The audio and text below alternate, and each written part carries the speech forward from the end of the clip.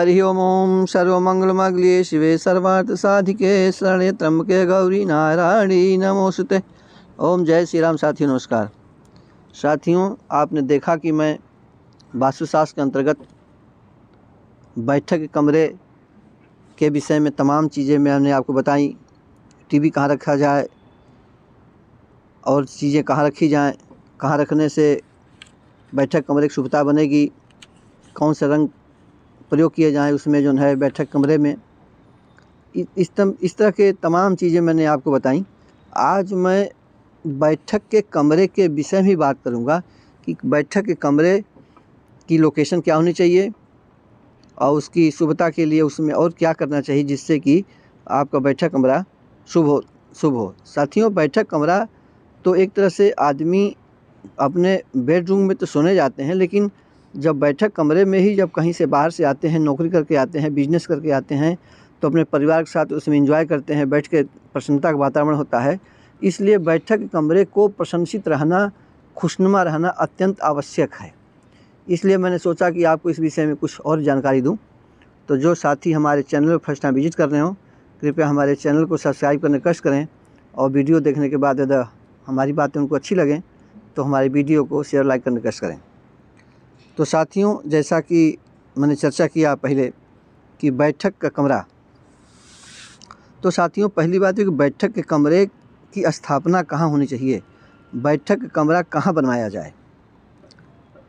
तो बैठक कमरा जो आपका जो भी भूखंड है, जो आपके पास जो ज़मीन है जहाँ पर आप अपना घर बनाना चाहते हैं, वह उस बैठक उस जो भूखंड है, वो जो ज़मीन है, उसके उत्तरी दिशा में यदि आप बनाते हैं बैठक कमरा तो विशेष अच्छा रहेगा।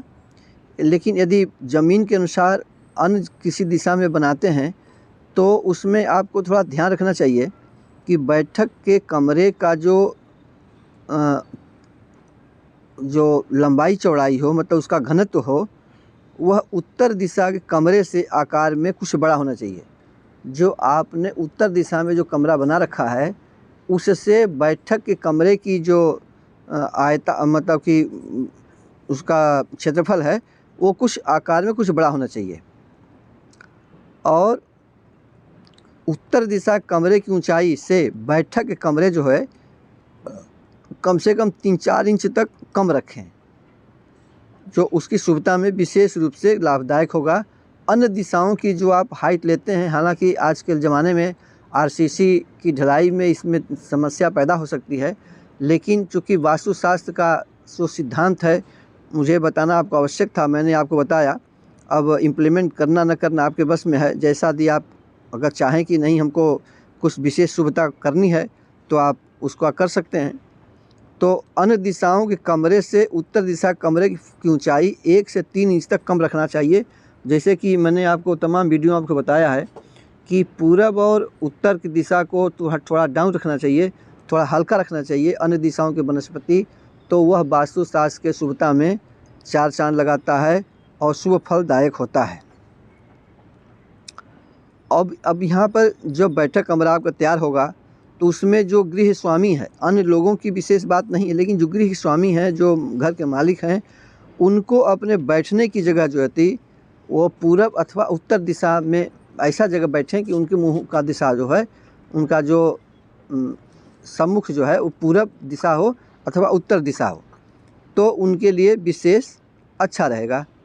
और बैठक के कमरे की जो हम जो फर्श डालते हैं तो हम कहीं न कहीं उसको ढलान देते हैं, थोड़ी बहुत कहीं 19-20 प्लस माइनस करते हैं। तो कमरे के बैठक की जो ढलान है, जो हम उसकी जो फर्श बनाएंगे तो पूरब या उत्तर की ओर थोड़ा सा झुकाव रहे, भले एक सूत ही झुकाव हो लेकिन एक सूत कम रहे, तो उसके लिए और बैठक कमरे में विशेष सुविधा प्रदान करेगा। अब बैठक के कमरे में जो हम दरवाज़ा लगावें उसका जो इंट्रेंस करें, आज का दरवाज़ा नहीं भी लगता है लेकिन इंट्रेंस होता है, तो इंट्रेंस हम किधर रखें। तो बैठक कमरे का जो इंट्रेंस है वो आप ईशान कोण में अथवा उत्तर दिशा में अथवा पूरब दिशा में, जो भी आपको सूटेबल हो वह विशेष रूप से आप बनवा सकते हैं, उसका इंट्रेंस कर सकते हैं। लेकिन जो अग्निकोण है, अग्निकोण अर्थात दक्षिण और पूरब का जो कोण हुआ, जो कॉर्नर हुआ, उसको हम अग्निकोण कहते हैं। तो अग्निकोण के जो दिशा पूरब से एक दिशा, अग्निकोण में दो दिशाओं के मेल से अग्निकोण का निर्माण होता है। तो जो एक दिशा पूरब से गई, एक दिशा आ रही है दक्षिण से, तो दोनों का जब मेल होता है उसको हम अग्निकोण कहते हैं।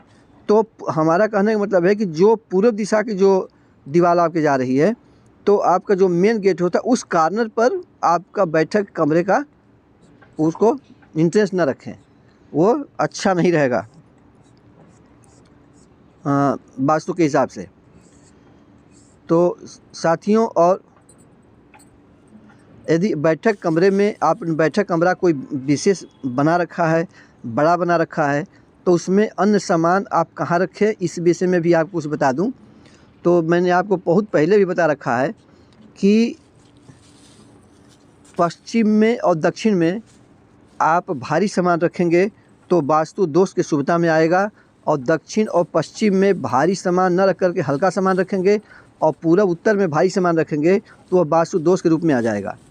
इसलिए यदि बैठक कमरे में यदि आपको आपका फर्नीचर है, कोई भारी सामान है, तो उसको आप जो है दक्षिण पश्चिम में रखें, दक्षिण पश्चिम के कॉर्नर पर रखें, नैऋत्य कोण में रखें, अथवा उन दिशाओं में रखें।